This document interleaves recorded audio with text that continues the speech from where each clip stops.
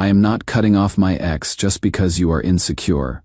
So I accepted a London promotion without telling her and watched her world collapse. I am Ethan, 29M, software engineer at a tech company, been with my girlfriend Vanessa, 27F, for 3 years. She works in marketing and we have been living together for the past year and a half. Here is the thing that has been eating at me. Vanessa stayed really close with her ex-boyfriend Ryan. I am talking daily texting, phone calls when he has problems, meeting up for coffee whenever he needs support. At first I thought, okay, maybe they are just friends, but the frequency was weird, man. Like she had dropped our plans if Ryan needed to talk about his job stress or dating issues. 2 years ago, I got offered a promotion that would move me to our London office. Great opportunity, significant pay bump, chance to lead a team. I was excited to tell Vanessa, thinking we could start fresh somewhere new together. Her response, I cannot leave right now. Ryan's going through a really difficult time with his breakup. He needs me here for support. I figured, okay, maybe the timing was bad. I turned it down. Last year, another London opportunity came up. Even better position. Basically my dream job. Again, excited to share the news. Again, Vanessa said she couldn't move because Ryan was dealing with anxiety about his new relationship and needed her friendship to stay stable. When I asked if she saw a pattern here, she said, you are being ridiculous. I am not cutting off my friendships just because you are jealous. The breaking point came 3 months ago. We were talking about our future, maybe getting engaged, and I brought up how I felt like Ryan always came first. Vanessa lost it. She said I was controlling and insecure and that healthy relationships don't involve eliminating friendships with exes. She said if I couldn't handle her having male friends, maybe I wasn't mature enough for a serious relationship. That hurt. Not gonna lie. Made me question if I was actually being unreasonable. I started wondering if maybe I was the problem, but then I noticed she never asked Ryan to tone down his constant need for her attention. She never told him she had a boyfriend who might feel uncomfortable. It was always my feelings that needed to be managed, never his behavior that needed boundaries. My buddy Marcus from work kept telling me this wasn't normal. Dude, my wife talks to her ex maybe twice a year about their kid. Your girl is basically in an emotional relationship with 2 guys. My sister Sarah was even more direct. She is keeping him as backup while expecting you to be grateful for whatever attention she has left over. 3 weeks ago, my boss pulled me into his office. Third, London opportunity. Team-led position, 6-figure salary, chance to work on projects I have been dreaming about. But this time he was frustrated. Ethan, I have been trying to get you promoted internationally for 2 years. This is the last time I am offering. If you turn this down again, I am moving on to other candidates. The company needs people who are committed to growth opportunities. I went home that night planning to have a serious conversation with Vanessa about prioritizing our relationship over her ex's emotional needs. But when I walked in, she was on the phone with Ryan, talking him through some drama with his current girlfriend again. She saw me come in and held up a finger like give me a minute while continuing to counsel her ex about his love life. That is when it hit me. This was my life. This was always going to be my life. She had already chosen who came first, and it wasn't me. I sat there listening to her tell another man that she'd always be there for him, that he could count on her no matter what. Meanwhile, I had been sacrificing career opportunities for 3 years waiting for her to choose us. So I made a decision that is about to change everything, and I haven't told her yet. But first, I need to know, am I crazy for thinking this situation was completely messed up? Or have I been a doormat this whole time? Because what I did next is probably going to end our relationship, and there is no going back. Update 1. Holy shit, guys. The response to my post has been insane. Thanks for confirming. I am not losing my mind. To everyone asking what I decided, buckle up. Sorry for the delay updating. Had to work late every night this week, getting my ducks in a row. Also, my phone screen cracked Monday and just got it fixed. Couldn't type anything longer than a text. So remember that third London opportunity. I accepted it. Didn't discuss it with Vanessa, didn't ask her opinion. Just called my boss back the next morning and said yes. But here is the kicker. I didn't tell her. I figured if she could prioritize Ryan's feelings over our major life decisions, I could make my own choices without running them past her first. I started quietly preparing, updated my passport, researched apartments, began organizing the work visa paperwork. The company gave me 6 weeks to relocate. I used that time to really pay attention to Vanessa's behavior patterns. Jesus Christ. It was worse than I thought. Ryan texted her good morning every day. Every day she would respond with heart emojis and stuff like "hope you have a great day, babe." When I asked about it, she said that is just how we talk. Don't make it weird. He called her at least 4 times a week. Usually when I was home, during our time together, she'd always answer, "Oh, it is just Ryan. He is having issues with his job, Faye girlfriend, family, Faye Watter." Then she would disappear for 30-45 minutes, giving him advice about his life while I sat there watching Netflix alone. The worst part, she started getting annoyed when I had pointed out, like I was the problem for noticing. "You are being clingy lately," she said last week. "Ryan appreciates that I am a good friend. Maybe you should learn what that looks like." 2 weeks ago, we were supposed to go to my company holiday party. Big deal, all the senior management would be there. Good networking opportunity. That morning, Ryan called in crisis mode. His girlfriend found out he was constantly talking to his ex and threatened to break up with him. He needed Vanessa to meet him for coffee to figure out how to fix this. Vanessa looked at me and said, "I am sorry, babe. I have to help him. You understand, right? This is an emergency." I just stared at her. So his relationship crisis is more important than supporting me at my work event. It is not about importance. It is about being there for someone who needs help. You will have other work parties. That night, I went to the party alone, told everyone she was sick. Spent the evening talking to my future colleagues about London, getting more excited about the move. One of the senior directors pulled me aside and said, "Ethan, we are really counting on you for this international expansion. You are our first choice, but we need someone who is all in." I realized I was already all in. I had been ready to leave for weeks. Meanwhile, Vanessa spent 4 hours with Ryan helping him craft texts to save his relationship with another woman. When she got home, she acted like nothing happened. "How was the party?" "Sorry, I missed it, but Ryan really needed support." Last week, I had a video call with my new London team. Vanessa was out. Guess where? Having lunch with Ryan because he wanted to thank her for being such an amazing friend by taking her somewhere nice. She posted pictures on Instagram, them laughing, him looking at her like she was his girlfriend, her glowing with attention. The comments from her friends were telling, "You two are so cute together, and when are you getting back together already?" She responded with laughing emojis and "we are just friends," but didn't correct anyone or mention having a boyfriend. That is when I realized she was emotionally cheating. Even if she didn't call it that. She was getting boyfriend-level emotional intimacy from Ryan while giving me roommate-level priority, and I had been enabling it by sacrificing my career to accommodate her need to play relationship counselor to her ex. 3 days ago, I got my visa approval. Flights are booked for next Friday. I have been accepted for a flat viewing in Canary Wharf this weekend via video call. My new boss sent me a welcome package with London guidebooks and restaurant recommendations, but I still haven't told Vanessa I am leaving. Here is why.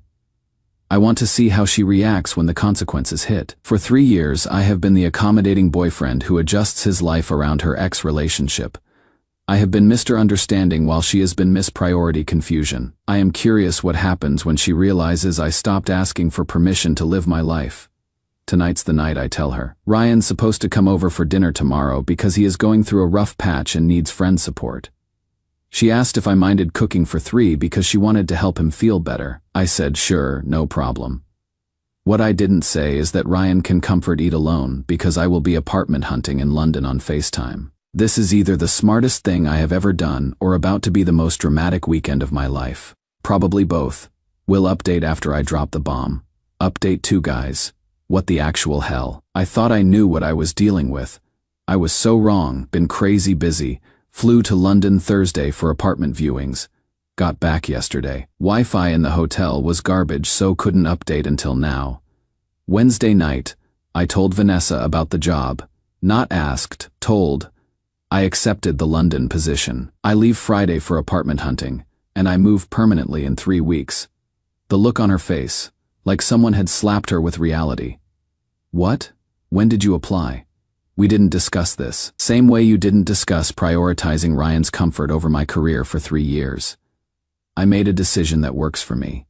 She went full panic mode, started crying, asking how I could make such a huge choice without including her. I said, The same way you included me when deciding Ryan's emotional needs outweighed my work events, date nights, and career opportunities.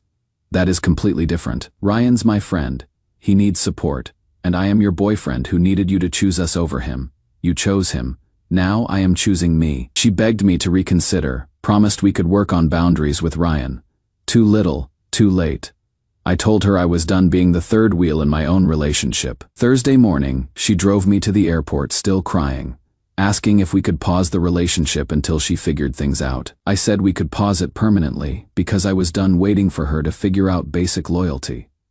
London was incredible, by the way. Found an amazing flat overlooking the Thames, signed the lease, met my new team. Everything felt right in a way my life hadn't for years. But here is where it gets insane. When I landed back in Chicago yesterday, I had 47 missed calls and about 200 text messages. Not from Vanessa, from her friend Jessica, my sister Sarah, even my buddy Marcus. Everyone trying to reach me about the situation. Turns out, while I was in London, Ryan made his move. Wednesday night, after I left for the airport, he came over for their planned dinner, brought wine, flowers, to thank Vanessa for being such an incredible friend.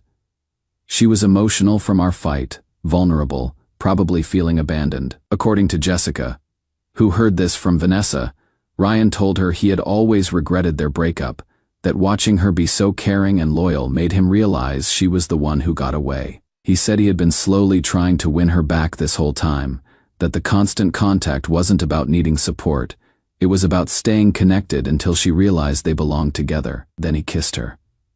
But wait, it gets better.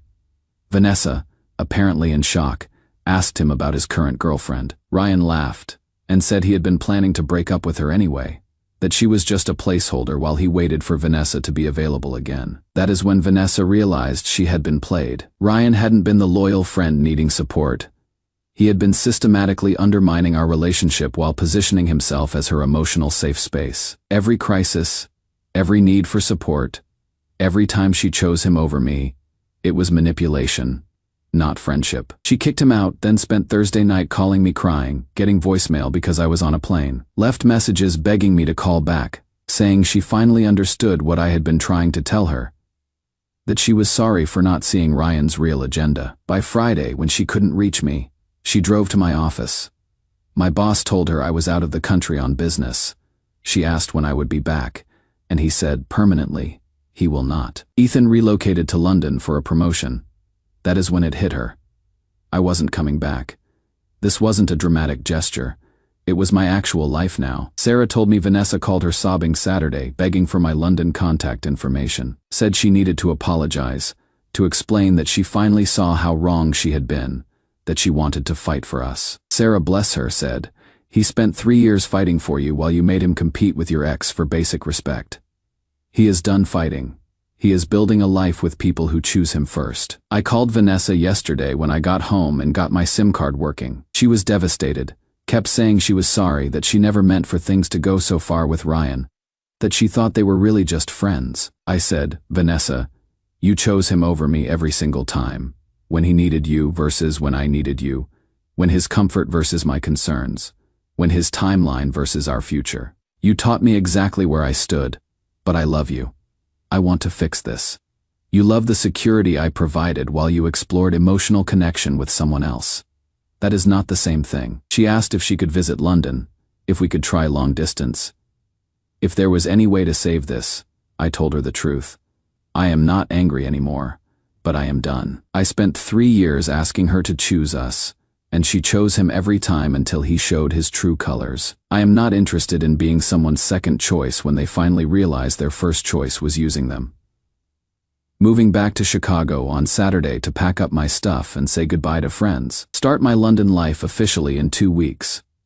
Vanessa said she is not giving up, that she will prove she has changed. I hope she finds happiness, genuinely, but she will not find it with me. Some lessons you learn too late, and some opportunities don't come around again. This one doesn't. Final update, been getting DMs asking how things turned out, so figured I would give you guys closure since you helped me realize I wasn't crazy. London's been incredible. Got promoted to senior engineer 6 months after moving, bought a flat in Canary Wharf last year. The Thames view is worth every penny. Work's challenging, team's brilliant, and I love the city. I am dating someone, Emma, 28F. She is a product manager at a fintech startup. Met her at a networking event 8 months ago. What is different? She naturally respects boundaries. Never had to explain why I wouldn't be comfortable if she was constantly texting an ex. She just doesn't do things that would disrespect our relationship. Wild concept, right? Last month, Emma mentioned her ex from university wanted to meet up for coffee when he was in town. Her exact words, "I told him no thanks. I am in a relationship and you are important to me. I don't need closure or friendship with someone from my past when I am building a future with you." That is what it looks like when someone chooses you. As for Vanessa, buckle up. She reached out about 6 months ago. Long email explaining how much she had grown, how therapy helped her realize she had been seeking validation through male attention, how sorry she was for not appreciating what we had. Turns out, life hit her hard after I left. Ryan lasted exactly 3 weeks after I moved to London. Once he realized Vanessa was actually available, he lost interest. Classic chase psychology. He wanted her when she was taken, but when she was free and interested, the thrill disappeared. He started making excuses to avoid hanging out, then just ghosted entirely. Vanessa's job performance suffered while she was dealing with the emotional fallout. She had been spending so much time managing Ryan's drama that she had neglected her actual career. Got passed over for promotion twice, eventually had to take a lower position just to keep employment. The financial stress was real. She had been splitting costs with me for years. Suddenly had to cover full rent alone. Moved back in with roommates. Then eventually back with her parents when she couldn't afford London-level rent in Chicago anymore. But here is the kicker. She wanted to visit London and see if we could reconnect. Said she had learned her lessons about priorities and commitment. I was polite but clear. I wished her well, but I had moved on completely. Wasn't interested in revisiting a situation that took years to escape from. She didn't take it well. Started commenting on my Instagram posts about how London looked lonely, how career success meant nothing without someone to share it with. I blocked her. Last I heard through mutual friends. She is still single, still living with her parents, working an entry-level marketing job. Not trying to be cruel, that is just the reality of burning bridges with people who were genuinely committed to you. Emma and I are talking about moving in together next month. She has met my family via video calls.